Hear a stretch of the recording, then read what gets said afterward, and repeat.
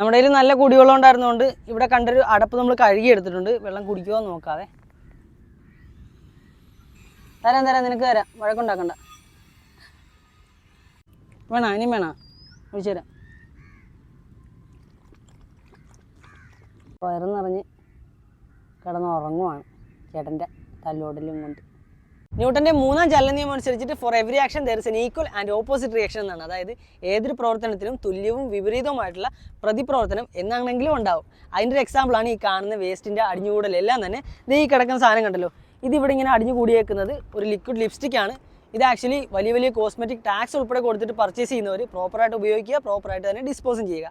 അങ്ങനെ പ്രോപ്പറായിട്ട് ഡിസ്പോസ് ചെയ്യാനായിട്ട് എഫേർട്ട് എടുക്കാണ്ട് ജസ്റ്റ് ഇങ്ങനെ യൂസ് ആൻഡ് ത്രോ എന്നുള്ളൊരു കൺസെപ്റ്റ് വരുമ്പോഴത്തേക്കാണ് നിങ്ങളുടെ ക്യാരക്ടറിൻ്റെ ബ്യൂട്ടി നിങ്ങൾ നഷ്ടമാക്കുന്നത്. ഇതുപോലത്തെ ബൂബൂസിനെയൊക്കെ റോഡിൽ കാണുമ്പോഴത്തേക്കും നമ്മൾ ആലോചിക്കാറില്ലേ, ഇവർക്ക് കൊടുക്കാനായിട്ട് നമ്മുടെ ഫുഡില്ലല്ലോ, അല്ലെങ്കിൽ ഇവരെ നമുക്ക് അഡോപ്റ്റ് ചെയ്യാനായിട്ട് ഓപ്ഷൻ ഇല്ലല്ലോ, അതുകൊണ്ട് നമ്മൾ വെറുതെ ഇവരെ കൊതിപ്പിക്കണോ ആഗ്രഹിപ്പിക്കണോ എന്നൊക്കെ അങ്ങനെയൊന്നും വിചാരിക്കാതിരിക്കുക എന്നുള്ളതാണ് എനിക്ക് പറയാനുള്ളത്. കാരണം ഇപ്പോൾ നമുക്ക് ഇവർക്കൽ ഫുഡ് കൊടുക്കാൻ പറ്റുന്നൊരു ഓപ്ഷൻ അല്ല എന്നുണ്ടെങ്കിൽ കുറച്ച് സ്നേഹം കൊടുക്കുക.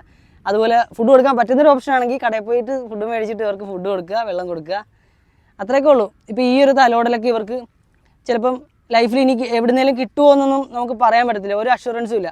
അപ്പോൾ നമ്മളെ കൊണ്ട് പറ്റുന്ന രീതിയിൽ നമ്മളൊരു ഇച്ചിരി സ്നേഹം കൊടുക്കുക, ഒരു ഇച്ചിരി തലോടൽ കൊടുക്കുക, അതൊന്നും അവർ മറക്കൂല ഒരിക്കലും.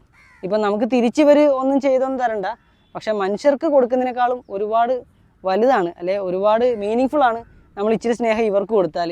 അപ്പോൾ അതേ ആദ്യത്തെ സിറിഞ്ച് കിട്ടിയിട്ടുണ്ട്. കടലിൻ്റെ തീരത്ത് ഇങ്ങനെ കിടക്കുന്ന അഴുക്കുണ്ടല്ലോ, ഇതിനിടയിൽ കടലിൽ നിന്ന് അടിഞ്ഞു കിടന്ന സിറിഞ്ചാണ് ഈ കാണുന്നത്. ഇതേ രണ്ടാമത്തെ സിറിഞ്ച് കിട്ടിയിട്ടുണ്ട്. അറ്റത്ത് നോക്കിക്കഴിഞ്ഞാൽ നിങ്ങൾക്ക് മനസ്സിലാവും, നീഡിലും ഉണ്ട്, അതുപോലെ തന്നെ ക്യാപ്പും ഉണ്ട്. നമുക്ക് അതിനെയും പ്രോപ്പറായിട്ട് കണ്ടെയ്ൻ ചെയ്തേക്കാം. ആക്ച്വലി ഇതുപോലെ ടൂൾസൊക്കെ ആയിട്ട് ബീച്ചിൻ്റെയൊക്കെ സൈഡിൽ കൂടെ തേരാപ്പാര നടക്കുമ്പോഴത്തേക്കും പലർക്കും ഇതൊരു വട്ടൊക്കെ ആയിട്ട് തോന്നിയേക്കാം. പലരും ചോദിക്കാറുണ്ട് ഇതിൽ നിങ്ങൾക്ക് എന്ത് കിട്ടുന്നു എന്നുള്ളത്.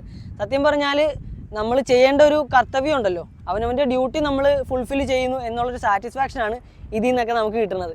രാവിലെ കളിക്കാനൊക്കെ ഇതിൻ്റെ ഇടയിൽ കൂടെ വരത്തില്ലേ, അപ്പോഴൊക്കെ മാക്സിമം ശ്രദ്ധിക്കണം. ഇതുപോലെ കടൽ പാമ്പൊക്കെ ഉണ്ടാവാൻ ചാൻസ് ഉണ്ട്. പാമ്പിൻ്റെ അടുത്തുനിന്ന് ഒരു നീഡിൽ മാത്രമായിട്ട് സ്പോട്ട് ചെയ്തിട്ടുണ്ടേ. ഈ സിറിഞ്ച് കണ്ട, ഇതിൻ്റെ മേളിൽ നോക്കിക്കഴിഞ്ഞാൽ ക്യാപ്പുമില്ല, ഒന്നുമില്ല, നേക്കഡായിട്ട് സൂചിയും കാണിച്ചുകൊണ്ട് നിൽക്കുകയാണ്. അതിനടുത്ത് നമുക്ക് മാറ്റിയേക്കാം. എന്നിട്ട് നമുക്കിത് പ്രോപ്പറായിട്ട് മുനിസിപ്പാലിറ്റിയെ തന്നെ ഏൽപ്പിച്ചേക്കണം. ആക്ച്വലി ഇതൊക്കെ നമ്മൾ കാണിക്കുന്നതെന്ന് വെച്ച് കഴിഞ്ഞാൽ ഒരു ബീച്ച് മോശമായിട്ട് ചിത്രീകരിക്കാൻ വേണ്ടിയിട്ടല്ല, അങ്ങനെ എടുക്കരുത്. ജസ്റ്റ് നമ്മൾ കാണിക്കുന്നതെന്ന് വെച്ച് കഴിഞ്ഞാൽ ഇതുപോലത്തെ റിസ്ക്കുകൾ നമ്മുടെ സുന്ദരമായിട്ടുള്ള ബീച്ചുകളിൽ ഉണ്ടെന്നുള്ളതും നമ്മൾ ഓരോരുത്തരും അവനവൻ്റെ സേഫ്റ്റി ഉറപ്പുവരുത്തണം എന്നുള്ളതും ഒന്ന് ഓർമ്മിപ്പിക്കാൻ വേണ്ടി മാത്രമാണ്. ഇതേ ഈ കാണുന്ന 2 സിറിഞ്ച് നമ്മളെ കുട്ടികൾ കാണിച്ചു തന്നെ കേട്ടോ. ഇവിടെ ഫുട്ബോൾ കളിക്കുന്ന കുട്ടികളാണ്. പേര് പറഞ്ഞടാ? ഫർസി. നിന്റെ പേര്? അർജുൻ. ഹില്ലർ. ഓക്കെ, അടിപൊളി കേട്ടോ. കുട്ടികളൊക്കെ അടിപൊളിയാണ്. നമ്മുടെ ക്ലീനപ്പിനൊക്കെ ശരിക്കും ഇവർ സപ്പോർട്ട് ചെയ്യുന്നുണ്ട്. നമ്മളെപ്പോൾ സിറിഞ്ച് കണ്ടിന് വന്നാലും ആലപ്പുഴ ബീച്ചിൽ ഏറ്റവും കൂടുതൽ സിറിഞ്ച് സ്പോട്ട് ചെയ്യുന്നൊരു ഏരിയയാണ് ഈ കാണുന്ന മാലിന്യ കൂമ്പാരം. ആക്ച്വലി ഈ ഒരു ലൊക്കേഷൻ വരുന്നതെന്ന് വെച്ച് കഴിഞ്ഞാൽ നമ്മുടെ വിജയ് പാർക്കിൻ്റെയൊക്കെ വടക്കുവശത്തായിട്ടാണ്. ഇതേ കണ്ടില്ലേ, ഇവിടെ തന്നെ 1, 2, 3, ഇത് ഇങ്ങോട്ട് വന്ന് ദേ ഇവിടെ തന്നെ 4, അങ്ങനെ ഒരുപാട് സിറിഞ്ച് ഇനിയും ഇതിൻ്റെ ഇടയിൽ കാണും. നമുക്ക് ഇതെല്ലാം കളക്ട് ചെയ്ത് കണ്ടെയ്ൻ ചെയ്യേണ്ടതായിട്ടുണ്ട്.